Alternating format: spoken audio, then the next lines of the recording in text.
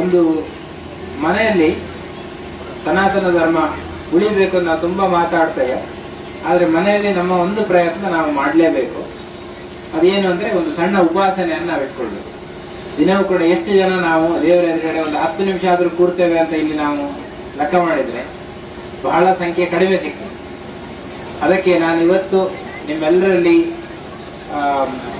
ಹೇಳಬಹುದಾದ ಮಾತೇನು ಅಂತ ಕೇಳಿದರೆ, ಈ ಹಿಂದೂ ಸಂಗಮ ಇವತ್ತೆಲ್ಲ ನಾವು ಸೇರಿ ಮಾಡಿದ ಸಾರ್ಥಕ ಯಾವಾಗ ಆಗ್ತದೆ ಅಂದರೆ, ಅಥವಾ ನಾನು ಬಂದದಕ್ಕೆ ಸಾರ್ಥಕ ಯಾವಾಗ ಆಗ್ತದೆ ಅಂದರೆ, ಒಂದು 10 ನಿಮಿಷ ಆದರೂ, ಬೆಳಿಗ್ಗೆ 10 ನಿಮಿಷ, ಸಂಜೆ 10 ನಿಮಿಷ, ದಿನದಲ್ಲಿ 23 ಗಂಟೆ 40 ನಿಮಿಷ ನೀವು ನಿಮ್ಮ ಎಲ್ಲ ಕೆಲಸಗಳಿಗೆ ಇಟ್ಕೊಳ್ಳಿ.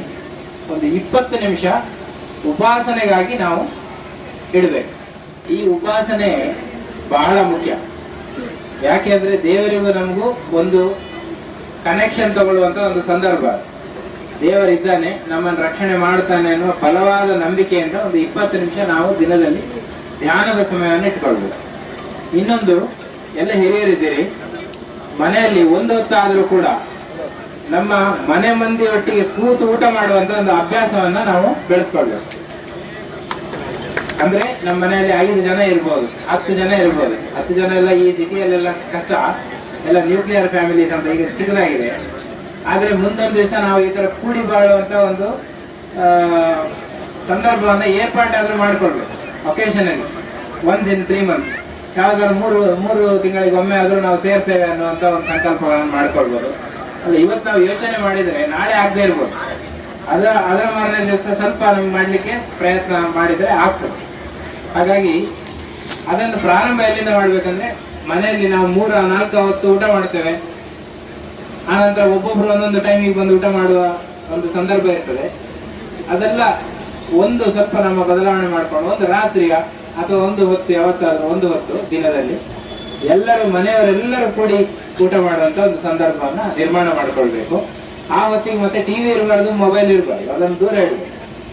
10 ನಿಮಿಷ ಊಟ ಮಾಡುವಾಗ ಒಂದು ಕ್ರೈಮ್ ಸ್ಟೋರಿ ಬರ್ತಾ ಇರ್ತದೆ, ಅದನ್ನು ಕೇಳ್ತಾ ಊಟ ಮಾಡಿದರೆ ಆಹಾರವೇ ಮನಸ್ಸಿನ ಒಂದು ಸ್ಥಿತಿಗೆ ಕಾರಣ ಅಂತ ಹೇಳ್ತಾರೆ.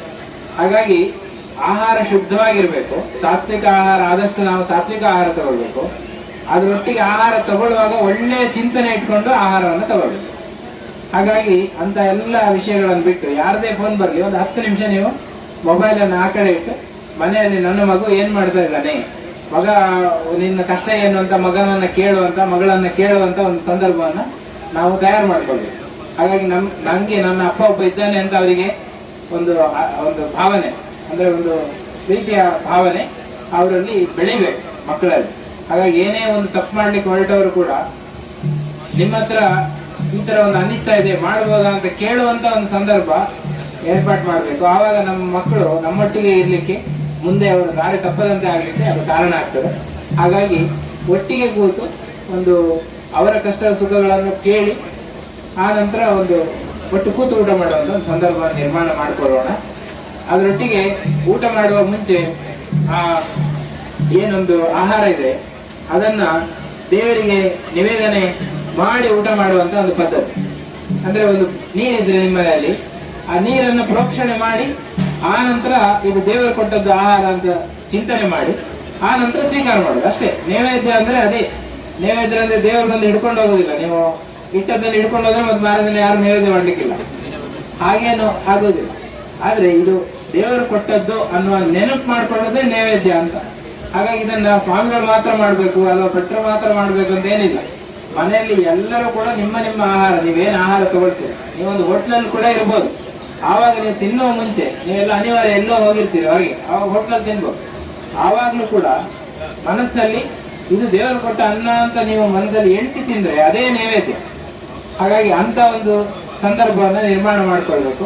ಒಂದು 10 ಬಾರಿ ಅದೇ ನಾಮಸ್ಮರಣೆ ಮಾಡಿ ಆ ನಂತರ ಆಹಾರ ಸ್ವೀಕಾರ ಮಾಡುವಂಥ ಅಭ್ಯಾಸ ಮಾಡಿಕೊಂಡ್ರೆ ಇದು ತುಂಬ ಬದಲಾವಣೆ ತರ್ತದೆ. ಅಂದರೆ 2 ವಿಷಯ ನಾನು ಹೇಳಿದೆ ಇವತ್ತು. ಒಂದು ಉಪಾಸನೆ 2 ಬಾರಿ 10 ನಿಮಿಷ, ಬೆಳಿಗ್ಗೆ 10 ನಿಮಿಷ, ಸಂಜೆ 10 ನಿಮಿಷ. ಇನ್ನೊಂದು ಒಂದು ಹೊತ್ತಾದರೂ ನಾವು ಒಟ್ಟು ಕೂತು ಊಟ ಮಾಡೋದು ಅಂತ.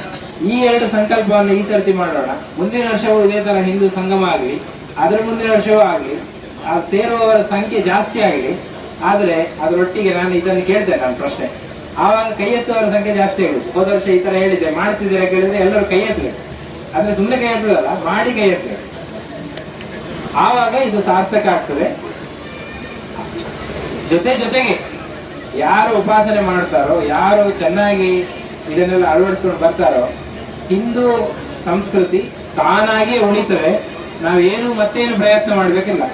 ಏನೇ ಕೆಲಸ ಮಾಡ್ಬೇಕಾದ್ರೆ ಸ್ವಲ್ಪ ಯೋಚನೆ ಮಾಡಿ ಮಾಡೋಣ. ನಮ್ಮ ದೇಶಕ್ಕೆ ಲಾಭ ಆಗ್ತದ ಅಥವಾ ನಮ್ಮ ಜನರಿಗೆ ಲಾಭ ಆಗ್ತದ ಯೋಚನೆ ಮಾಡಿ ಮಾಡೋಣ. ಅದೇ ರೀತಿ ನಮ್ಮ ಉಪಾಸನೆಯನ್ನು ಇಟ್ಕೊಳ್ಳೋಣ. ಮತ್ತು ಅದಕ್ಕೋಸ್ಕರ ಒಂದು ಸ್ವಲ್ಪ ಸಣ್ಣ ಪುಟ್ಟ ಬದಲಾವಣೆಗಳನ್ನು ನಾವು ಮಾಡ್ಕೊಳ್ಬೇಕಾದಿತ್ತು. ಎಲ್ಲರೂ ರಾತ್ರಿ ಮಲಗುವ ಸಮಯವನ್ನು ಸ್ವಲ್ಪ ಬೇಗ ಮಾಡಿಕೊಂಡು ಬೆಳಿಗ್ಗೆ ಒಂದು ಬ್ರಾಹ್ಮಿ ಮುಹೂರ್ತದಲ್ಲಿ ಹೇಳುವಂಥ ಪ್ರಯತ್ನ ಎಲ್ಲ ಒಂದೇ ದಿವಸದಲ್ಲಿ ಆಗೋದಿಲ್ಲ. ಯಾಕಂದ್ರೆ ನಾವು ತುಂಬ ದೂರ ಬಂದ್ಬಿಟ್ಟಿದ್ದೇವೆ. ಅದನ್ನು ಮತ್ತೆ ವಾಪಸ್ ಹೋಗ್ಬೇಕಾದ್ರೆ ಇವತ್ತು 7 ಗಂಟೆಗೆ ಹೇಳ್ತಾ ಇರೋ, ನಾಳೆಯಿಂದ 6:30 ಹೇಳಲಿಕ್ಕೆ ಶುರು ಮಾಡಿದ್ರೆ ಒಳ್ಳೆಯ ವಿಷಯ. ಆ ನಂತರ ಮುಂದೆ ಸ್ವಲ್ಪ ಪ್ರಯತ್ನ ಪಟ್ಟೊಂದು 6 ಗಂಟೆಗೆ ಇದ್ರೆ ಅದು ಒಳ್ಳೆಯ ವಿಷಯ. ಮತ್ತು 6 ಗಂಟೆಗೆ ಹೇಳ್ಬೇಕಂದ್ರೆ ರಾತ್ರಿ 1 ಗಂಟೆ ಮಲಗಿದ್ರೆ ಆಗೋದಿಲ್ಲ. ರಾತ್ರಿ ಒಂದು 10 ಗಂಟೆ ಮಲಗಲಿಕ್ಕೆ ಪ್ರಯತ್ನ ಮಾಡಿದ್ರೆ ಒಂದು ಸ್ವಲ್ಪ ಸಮಯ ಪ್ರಯತ್ನ ಮಾಡ್ತಾ ಪ್ರದರ್ಶನದಿಂದ, ಬಾಹುಬಲ ಪ್ರದರ್ಶನದಿಂದ ನಾವು ಸನಾತನೀಯರು ಆಗುವುದಿಲ್ಲ. ಸ್ವಲ್ಪ ಮಟ್ಟಿಗೆ ಇಂಥ ಆಚರಣೆಗಳನ್ನು ನಾವು ಬೆಳೆಸಲಿಕ್ಕೆ ಒಂದು ಪ್ರಯತ್ನ ಮಾಡಿದಾಗ ಅದು ನಿಜವಾಗಿ ಒಂದು ದೊಡ್ಡ ಸಮಾಜ, ಗಟ್ಟಿಯಾದ ಸಮಾಜ ಅಂತ ಅನ್ನಿಸ್ಕೊಳ್ತದೆ. ಹಾಗಾಗಿ ಈ ಪ್ರಯತ್ನ ನಮ್ದೆಲ್ಲ ಇಲ್ಲಿ, ನಾನು ಉಡುಪಿ ಮತ್ತು ದಕ್ಷಿಣ ಕನ್ನಡಗಳೆಲ್ಲ ಬುದ್ಧಿವಂತರ ನಾಡು ಅಂತ ಹೇಳ್ತಾರೆ. ನಾವೆಲ್ಲರೂ ನಿಜವಾಗಿ ಬುದ್ಧಿವಂತರಾದರೆ ಇದನ್ನು ಇವತ್ತು ಅಳವಡಿಸ್ಕೊಳ್ಳಿಕ್ಕೆ ಪ್ರಯತ್ನ ಮಾಡಬೇಕು. ಆವಾಗ ಬುದ್ಧಿವಂತರಂತ ಆಗ್ತಾರೆ. ಹಾಗಾಗಿ ಈಗ 10 ಬಾರಿ ನಾವೊಂದು ಕೃಷ್ಣ ಮಂತ್ರ ಜಪ ಮಾಡೋಣ. ತಾವೆಲ್ಲರೂ ಕೂಡ ಇದನ್ನೇ ಉಪದೇಶ ಅಂತ ಅಂದುಕೊಳ್ಳಿ. ಆನಂತರ ಇದು ಮಡಿಯಾದ ಮಂತ್ರ, ನೀವು ಇದನ್ನು ಹೇಳೋದ್ರಿಂದ ಮಡಿ ಆಗ್ತೀರಿ. ಆದ್ರಿಂದ ಇದನ್ನ ಯಾವಾಗ ಅವಕಾಶ ಇದೆ ಅವಾಗೆಲ್ಲ ಹೇಳ್ಬೋದು. ಅದೇ ರೀತಿ ಬೆಳಗಿನ 10 ನಿಮಿಷ ಮತ್ತೆ ಸಂಜೆ 10 ನಿಮಿಷ ದೇವರ ಮನೆ ಇದ್ರೆ ಅಲ್ಲಿ ಕೂತ್ಕೊಂಡು, ಅಥವಾ ಈ ಇಡೀ ಈಶಾವಾಸ್ಯಂ ಇದಂ ಸರ್ವಂ ಅಂತ ಉಪನಿಷತ್ತು ಹೇಳೋದು, ಇಡೀ ವಿಶ್ವವೇ ದೇವರ ಮನೆ ಅಂತ. ಹಾಗಾಗಿ ನೀವು ಎಲ್ಲಿ ಇದ್ರೂ ಕೂಡ, ಎಂಥ ಪರಿಸ್ಥಿತಿಯಲ್ಲಿ ಇದ್ರೂ ಕೂಡ ಈ ಮಂತ್ರ ಜಪ ಮಾಡೋದಕ್ಕೆ ಏನು ಹಾನಿ ಇಲ್ಲ. ಹಾಗಾಗಿ ಆ ಅಭ್ಯಾಸವನ್ನ ನೀವು ಮಾಡಿ, ನೀವು ಮಾಡಿದಾಗ ನಿಮ್ಮ ಮಕ್ಕಳು ನಿಮ್ಮನ್ನು ನೋಡಿ ಅವರು ಕೂಡ ನೀವು ಹೇಳದೆ ಅದು ಅಭ್ಯಾಸ ಅವರು ಮಾಡ್ತಾರೆ. ಹಾಗಾಗಿ ಮಕ್ಕಳು ನೀವು ಹೇಳಿದ್ದನ್ನು ಮಾಡೋದಿಲ್ಲ, ನೀವು ಮಾಡಿದ್ದನ್ನು ಮಾಡ್ತಾರೆ. ಹಾಗಾಗಿ ನಮ್ಮ ಆಚರಣೆಯಲ್ಲಿ ಬದಲಾವಣೆ ಬಂದರೆ ಮಕ್ಕಳ ಆಚರಣೆಯಲ್ಲಿ ಸಹಜವಾಗಿ ಬದಲಾವಣೆ ಬರ್ತದೆ. ಹಾಗಾಗಿ ಈ ಒಂದು ಮಂತ್ರವನ್ನು ನಾನು ಉಚ್ಚಾರಣೆ ಮಾಡ್ತೇನೆ, ತಾವೆಲ್ಲರೂ ಉಚ್ಚಾರಣೆ ಮಾಡಿ ದಿನ 10 ನಿಮಿಷ ಆ ಕೃಷ್ಣ ಮಂತ್ರವನ್ನು ಜಪನ ಮಾಡಿ. ಖಂಡಿತವಾಗಿ ನಿಮಗೆ ದೇವರ ಅನುಗ್ರಹ ಆಗ್ತದೆ. ಜಪ ಮಾಡುವಾಗ ಒಂದು 3 ವಿಷಯಗಳನ್ನು ನೆನಪಿಟ್ಕೊಂಡ್ರೆ, ಜಪ 2 ದಿವಸ ಮಾಡಿದ್ಮೇಲೆ 3ನೇ ದಿವಸ ಮಾಡುವಾಗ ನಮ್ಮ ಬಿಸ್ನೆಸ್ ಅದೆಲ್ಲ ನೆನಪಿಗೆ ಬರ್ತದೆ. ಜಪ ಹೋಗ್ತಾ ಇರ್ತದೆ, ಆದ್ರೆ ಮನಸ್ಸಲ್ಲಿ ಕೃಷ್ಣ ದೇವರಿರೋದಿಲ್ಲ, ನಮ್ದೇನೋ ಸಬ್ಜೆಕ್ಟ್ ಇರ್ತದೆ. ಹಾಗಿದ್ರೆ ಅದು ಜಪ ಆಗೋದಿಲ್ಲ. ಅದಕ್ಕೆ ಮನಸ್ಸಲ್ಲಿ ಅದು ದೇವರ ಜಪ ಸರಿಯಾಗಿ ಆಗ್ಬೇಕಂತಂದ್ರೆ, ಒಂದು ದೇವರಿದ್ದಾನೆ, ನನ್ನನ್ನು ರಕ್ಷಣೆ ಮಾಡ್ತಾನೆ ಅಂತ ನಂಬಿ ಮಾಡೋದು. 2ನೇದು, ದೇವರು ಅಂದ್ರೆ ಯಾರು? ಗುಣ ಪರಿಪೂರ್ಣ ಅಂತ, ಎಲ್ಲ ಒಳ್ಳೆಯ ಗುಣಗಳನ್ನು ಹೊಂದಿರುವ, ನಮಗೇನ್ ಬೇಕೋ ಅದನ್ನ ಅವನಿಗೆ ಗೊತ್ತು, ಕಾಲದಲ್ಲಿ ಕೊಡ್ತಾನೆ, ಅವನು ನನ್ನನ್ನು ರಕ್ಷಣೆ ಮಾಡ್ತಾನೆ ಅಂತ ನೆನ್ಪು ಮಾಡಿಕೊಂಡು, ಅವನಲ್ಲಿ ಯಾವುದೇ ದೋಷ ಇಲ್ಲ, ನನ್ನಲ್ಲಿರುವ ದೋಷವನ್ನು ಕೂಡ ಅವನು ನಿವೃತ್ತಿ ಮಾಡ್ತಾನೆ ಅಂತ ಇಷ್ಟೇ. ಈ 3ಅನ್ನು ಯೋಚನೆ ಮಾಡಿ ನಾವು ಈ ಜಪ ಮಾಡಿದಂತಾದ್ರೆ ಖಂಡಿತ ಇದರಿಂದ ಒಂದು 10-15 ದಿವಸದಲ್ಲಿ ನೀವು ಮಾಡ್ಲಿಕ್ಕೆ ಶುರು ಮಾಡಿದ 10-15-20 ದಿವಸದಲ್ಲಿ ನಿಮ್ಗೊಂದು ಒಳ್ಳೆಯ ಅನುಭೂತಿ ಆಗ್ತದೆ. ನೀವೊಂದು 2-4 ವರ್ಷ ಇದನ್ನು ಮಾಡುತ್ತೀರಿ ಅಂತಾದ್ರೆ ಕೃಷ್ಣನ ಅನುಭವ, ಇರುವಿಕೆಯ ಅನುಭವ ನಿಮ್ಗೆ ಆಗ್ಲಿಕ್ಕೆ ಸಾಧ್ಯ ಅಂತ ಶಾಸ್ತ್ರಗಳು ಹೇಳ್ತದೆ. ಆ ರೀತಿ ಒಂದು ಪ್ರಯತ್ನ ನಮ್ಮದು ಇರ್ಲಿ ಅಂತ ಹೇಳ್ತಾ ಈಗ ಒಂದು 10 ಬಾರಿ ನಾನು ಕೃಷ್ಣ ಮಂತ್ರ ಹೇಳ್ತೇನೆ. ತಾವೆಲ್ಲರೂ ಕೂಡ ಆ ಮಂತ್ರವನ್ನ ಜಪಿಸಿ ಮನೆಯಲ್ಲಿ ಕೂಡ ಇವತ್ತು ಸಂಜೆಯಿಂದಲೇ ಈ ಅಭ್ಯಾಸವನ್ನ ಮಾಡಿಕೊಳ್ಳಿ ಅನ್ನುವ ಮಾತಿನೊಂದಿಗೆ ಈಗ ಜಪವನ್ನು ಪ್ರಾರಂಭ ಮಾಡೋಣ. ಶ್ರೀ ಗುರುಭ್ಯೋ ನಮಃ. ಅಚ್ಯುತಾಯ ನಮಃ, ಅನಂತಾಯ ನಮಃ, ಗೋವಿಂದಾಯ ನಮಃ, ಶ್ರೀ ಕೃಷ್ಣಾಯ ನಮಃ, ಶ್ರೀ ಕೃಷ್ಣಾಯ ನಮಃ, ಶ್ರೀ ಕೃಷ್ಣಾಯ ನಮಃ, ಶ್ರೀ ಕೃಷ್ಣಾಯ ನಮಃ, ಶ್ರೀ ಕೃಷ್ಣಾಯ ನಮಃ, ಶ್ರೀ ಕೃಷ್ಣಾಯ ನಮಃ, ಶ್ರೀ ಕೃಷ್ಣಾಯ ನಮಃ, ಶ್ರೀ ಕೃಷ್ಣಾಯ ನಮಃ, ಶ್ರೀ ಕೃಷ್ಣಾಯ ನಮಃ, ಶ್ರೀ ಕೃಷ್ಣಾಯ ನಮಃ, ಶ್ರೀ ಕೃಷ್ಣಾಯ ನಮಃ, ಶ್ರೀ ಕೃಷ್ಣಾಯ ನಮಃ, ಶ್ರೀ ಕೃಷ್ಣಾಯ ನಮಃ, ಶ್ರೀ ಕೃಷ್ಣಾಯ ನಮಃ, ಕೃಷ್ಣಾಯ ನಮಃ ಶ್ರೀ ಕೃಷ್ಣಾಯ ನಮಃ ಶ್ರೀ ಕೃಷ್ಣಾಯ ನಮಃ ಶ್ರೀ ಕೃಷ್ಣಾಯ ನಮಃ ಶ್ರೀ ಹನುಮತೆ ನಮಃ ಶ್ರೀ ಹನುಮತೆ ನಮಃ ಶ್ರೀ ಹನುಮತೆ ನಮಃ ಶ್ರೀ ಕೃಷ್ಣಾರ್ಪಣಮಸ್ತು. ತುಂಬಾ ಸಂತೋಷ. ಮುಂದಿನ ದಿವಸಗಳಲ್ಲಿ ಇದೇ ತರ ನಾವು ಸೇರೋಣ. ಖಂಡಿತವಾಗಿ ಇದನ್ನ ಮಾಡಿ ನಿಮಗೆ ಬದಲಾವಣೆಗಳು ನಿಮ್ಮ ಜೀವನದಲ್ಲಿ ಬರ್ಲಿಕ್ಕೆ ಸಾಧ್ಯ. ಹಿಂದೂ ಸಮಾಜ ಗಟ್ಟಿಯಾಗಲಿಕ್ಕೆ ಸಾಧ್ಯ. ಹಿಂದೂ ಸಮಾಜ ಯಾವತ್ತೂ ಕೂಡ ತಾನು ಬೆಳೆಯುವುದರೊಂದಿಗೆ ಎಲ್ಲರಲ್ಲಿ ಭ್ರಾತೃತ್ವವನ್ನು ಅಥವಾ ಎಲ್ಲರನ್ನೂ ಬೆಳೆಸ್ತದೆ.